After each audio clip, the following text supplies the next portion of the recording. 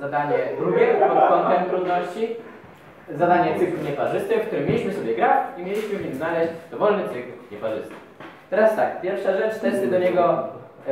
Oczywiście w danym jednym grafie może być dużo cykli nieparzystych i checkerka na systemie tego w żaden sposób nie respektowała i żeby dostać 100 punktów trzeba było wysłać to zadanie normalnie.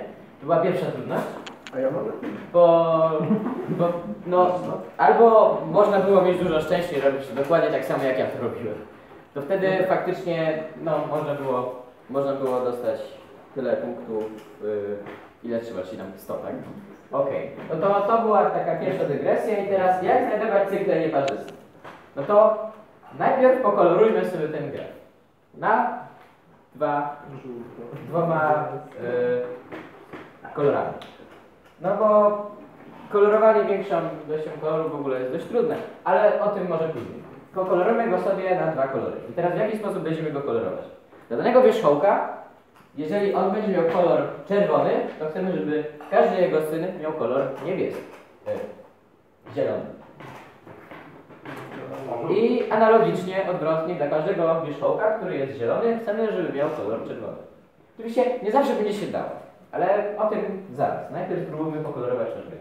Tego możemy użyć zwykłego DFS-a. Biorąc korzeń, kolorując go na czerwono, potem idąc po prostu zwykłym DFS-em i kolorując naprzemiennie napotkanej wierzchołki na taki kolor, jaki trzeba. Znaczy, w momencie, w którym nasz ostatnio pokolorowany wierzchołek, czyli ten, w którym teraz jesteśmy, jest czerwony, to jego syna, do którego wejdziemy, pokolorujemy na zielono. No i odwrotnie, jeżeli on był zielony na początku. Znaczy, ten wierzchołek, w którym jesteśmy teraz. Także tak, koloruję czerwono, zielono, czerwono, zielono, czerwono, zielono, czerwono, zielono, czerwono, czerwono, zielono, czerwono. No i jak zauważamy, no to nie zawsze da się pokolorować ten graf.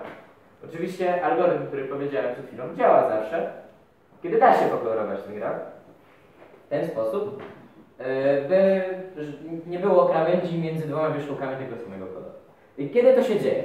W momencie, w którym ten graf wygląda mniej więcej w ten sposób, podzielę go na grupy, na warstwę tego grafu po prostu, że w momencie, w którym między tymi wierzchołkami, dobra, może nie, inaczej, ten rysunek zbyt mało będzie mówił.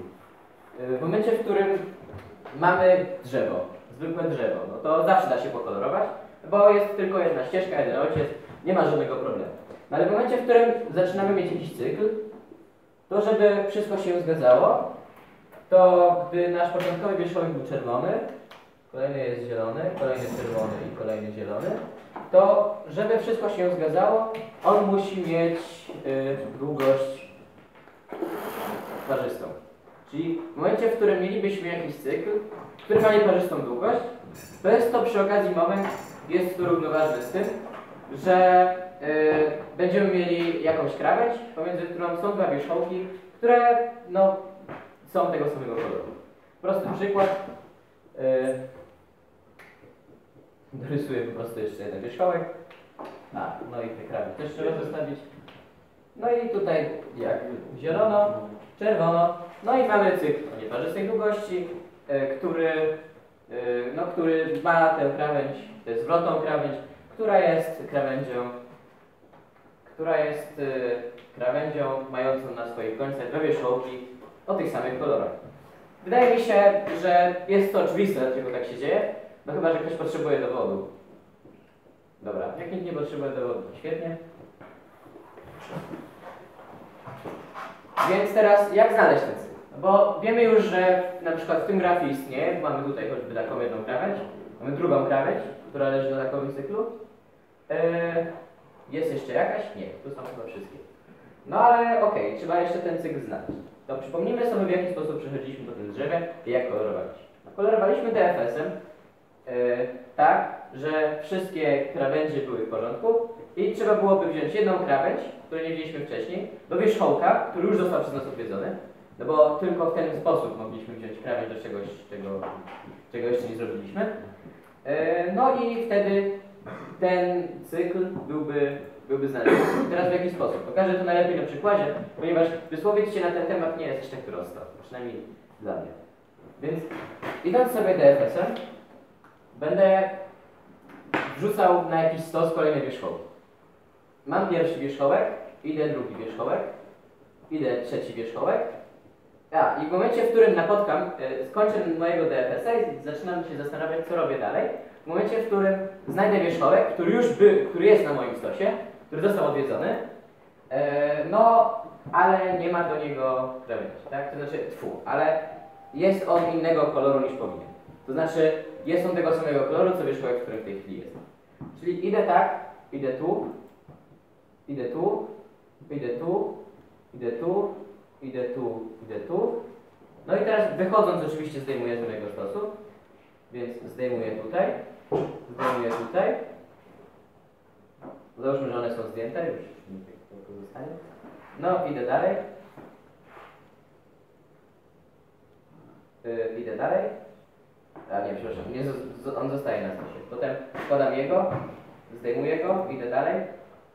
Wkładam na stos, I spotkałem problem. To znaczy, mam jakiś wierzchołek, który jest na moim stosie i mam jakiś wierzchołek, który również jest na moim stosie i jest między nimi krawędź. Co to znaczy? To znaczy, że ta ścieżka, która widnieje na tym stosie, czyli jakiś końcowy element tego stosu, od ostatniego wierzchołka aż do tego wierzchołka, jest cyklem nieparzystym. Dlaczego?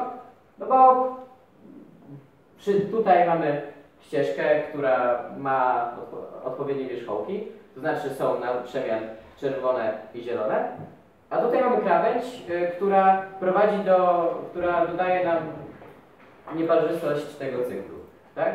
No i jest to cykl, to też jest dość oczywiste. No i to, że jest prosty, też jest dość oczywiste, no bo tutaj mamy zwykłą ścieżkę i jedną krawędź, która biegnie do początkowego wierzchołka. Także w tym momencie, gdybyśmy zrzucali z cyklu po kolei te wierzchołki, no to mielibyśmy cykl, który jest parzysty i jest przyjemny. No i to tyle. Złożoność to złożoność DFS-a, czyli n plus n, gdzie n to liczba wierzchołków, a n krawędzi. Dobra, no i możesz kliknąć.